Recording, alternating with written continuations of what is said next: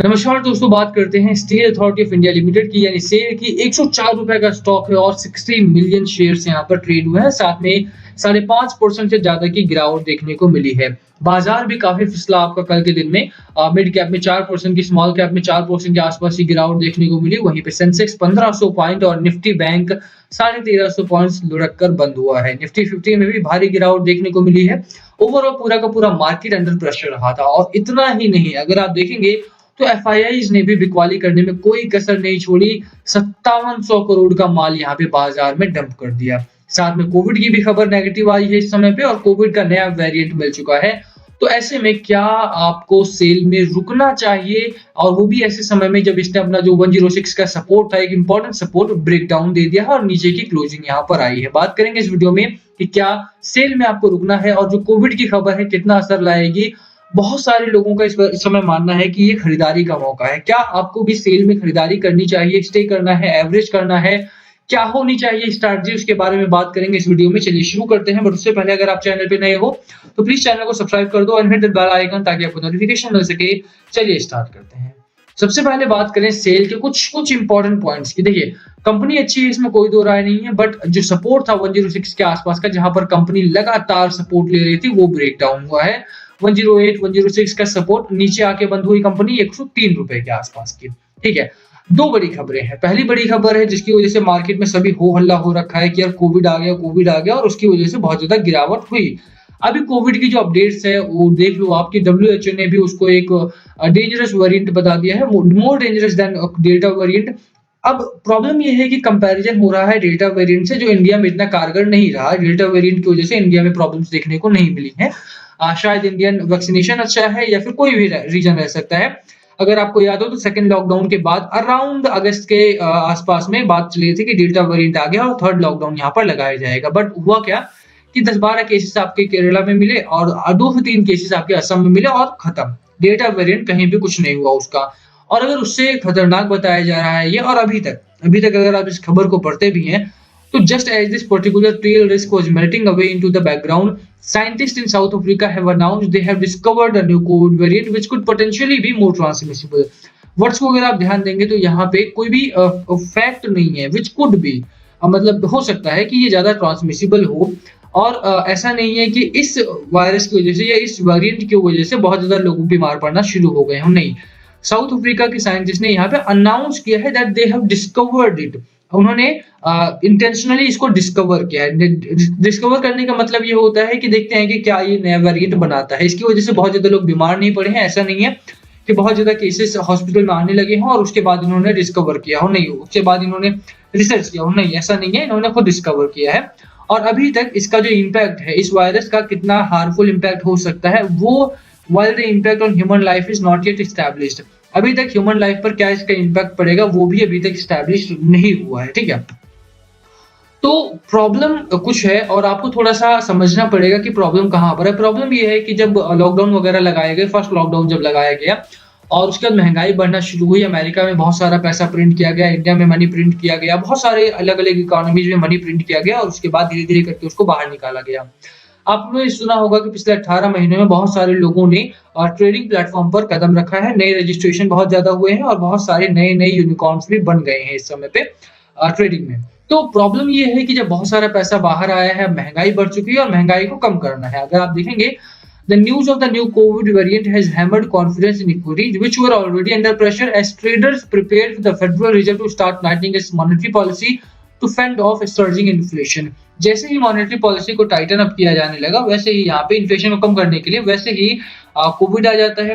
Problem ये है कि अब जो फालतू पैसा मार्केट में है उसको सक आउट करना पड़ेगा। मार्केट में अगर आप मानोगे तो कोविड की वजह से गिरावट आपको 3 दिन पहले से खबर आई है, कोविड आ गया है भाई बहुत बुरी तरह से और लॉकडाउन वगैरह लगाया गया है। बट आप देखो कि बाजार में गिरावट कब से है। इंडियन स्टॉक मार्केट आपको अक्टूबर की शुरुआत से ही प्रेशर में दिखाई दे रहा है। अक्टूबर में बुरी तरह से गिरावट हो रही है। यहाँ पर 18,600 का हाई लगाया था, 17 पे रुका हुआ है। पूरा अक्टूबर गिरा है, नवंबर में गिरावट हुई है और भारी बिकवाली आपको एफआईआई की तरफ से दिखाई दे रही है। तो साफ है कि कोविड मात्र एक छोटा रीजन है, बहुत छोटा रीजन है, जिसका असर शायद अब अगले हफ्ते 2 हफ्ते में देखने को मिलेगा। अभी तक इसका कोई प्रेशर नहीं था। अभी तक जो प्रेशर था एफआईआई का था और एफआईआई का ही प्रेशर यहाँ पे रहेगा जब भी इम्पैक्ट ही नहीं पता है ह्यूमन लाइफ पर क्या होगा, और उसके बावजूद भी अगर आप देखेंगे तो अभी तक कोई बहुत बड़ी यहाँ पर ऐसा नहीं कि ट्रांसमिसिबल हो चुका हो, बहुत ज़्यादा फैल रहा हो, नहीं, इसको डिस्कवर किया गया है। एंड हाँ, ये ज़रूर है कि डेल्टा वेरिएंट से मोर इन्फेक्शियस हो सकता है, इस वजह से थोड़ी-सी सावधानी बरतनी चाहिए। आई एम नॉट सेइंग कि आपको यहाँ पर ऐसे ही घूमना है, नहीं, आप सेफ्टी मेजर्स को फॉलो करो, मास्क लगाओ, वैक्सीनेशन लो, उसके बावजूद भी मास्क लगाओ, तो वो सारे काम करने हैं आपने, बट इसकी वजह से आपको मार्केट से डर के निकलना नहीं है। और उन स्टॉक से तो बिल्कुल भी डर के नहीं निकलना है जो कि इतने ढंगे स्टॉक है, जिनका फंडामेंटल्स काफ़ी अच्छा है। आप देखिए क्या ऐसे समय में राकेश झुनझुनवाला साहब भी बेच रहे होंगे, आप खुद सोच के देखिए, क्या बड़े इन्वेस्टर निकल रहे होंगे इस स्टॉक से? नहीं। ये स्टॉक पिछले 2 महीने मई से ही अगर आप देखेंगे तो लगातार एक रेंज में है, और उसके बाद सितंबर क्वार्टर में राकेश झुनझुनवाला साहब ने इसमें इन्वेस्टमेंट बढ़ाया था अपना, मतलब इन्वेस्ट किया था। तो ओवरऑल आप मान सकते हैं कि उनको भी बहुत ज़्यादा लॉस, मतलब बहुत ज़्यादा प्रॉफिट तो नहीं हुआ होगा, उल्टा वो लॉस में होंगे, क्योंकि जिस पॉइंट पर इस समय पर है, अगर आप देखेंगे तो मई से लेकर के अब जुलाई सितंबर तक भी अगर आप प्राइसेस देखते हैं तो बहुत ज़्यादा नीचे नहीं आए थे, 115 120 के आसपास ही रुके हुए थे, इस समय 103 का है। तो आरजे साहब को भी नुकसान हुआ होगा, तो ऐसे में क्या वो निकल रहे हैं बाजार से? नहीं। स्ट्रेटजी को समझो, थोड़ी बहुत गिरावट होती है तो होल्ड करो, कंपनी अच्छी होनी चाहिए, फंडामेंटली स्ट्रांग होनी चाहिए, रिकवरी भी उतनी ही फास्टर होगी, इसीलिए होल्ड करने की मेरी सलाह रहेगी। कुछ चीजों का ध्यान रखना है आपको, उनकी चीजें में है भैया, देखो एफआईआई का डेटा अक्टूबर में भारी बिकवाली हुई, 5,700 करोड़ की बिकवाली एक दिन में 26 नवंबर को होती है, और ये फ्राइडे की अगर बिकवाली और लास्ट थर्सडे की बिकवाली को अगर आप ऐड कर देते हो तो ऑलमोस्ट 23,000 करोड़ का माल यहाँ पे एफआईआई डंप कर चुके हैं पिछले 6 दिनों में। साफ है, अगर 6 दिनों में 23,000 करोड़ का माल बाजार से निकल जाता है, 23,000 करोड़ रुपए इंडियन इक्विटी बाजार से निकल जाते हैं, तो प्रेशर तो आपको देखने को मिलेगा, और वही प्रेशर है यहाँ पे, और उसी प्रेशर की वजह से भारतीय बाजारों में गिरावट है। ये होना था, इसमें कोई दो राय नहीं है, क्योंकि भारतीय बाजारों में या किसी भी इकोनॉमी में जो फ्री फ्लो में सप्लाई में मनी आ जाता है उसको सक आउट करना पड़ेगा, वरना महंगाई को कंट्रोल नहीं किया जा सकता है।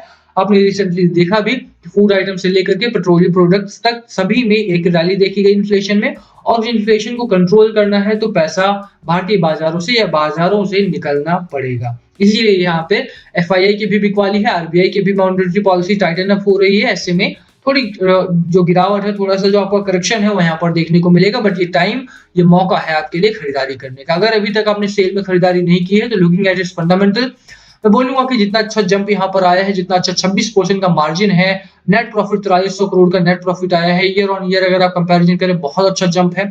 10 फोल्ड का जंप यहाँ पर है, अगर आप साफ तौर पर देखेंगे ऑपरेटिंग प्रॉफिट में, यहाँ पर भी बहुत अच्छा जंप है, 3 फोल्ड के आसपास का जंप यहाँ पर भी है।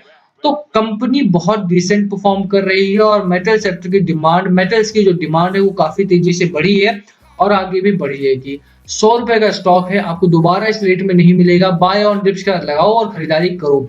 नो वन नोज कि कहां पर बॉटम आउट होगा, हो सकता है कि 92 के आसपास का जो इसका सपोर्ट रहा है वहां पर होल्ड करे जाकर के 92 94 के आसपास का, या उससे नीचे भी गिरावट हो सकती है, बट अभी से खरीदारी, मुझे लगता है 92 के ऊपर ही रहेगा स्टॉक, यहाँ से बाउंस बैक दिखा सकता है, तो कोई दो राय नहीं है, होल्ड करके चलो।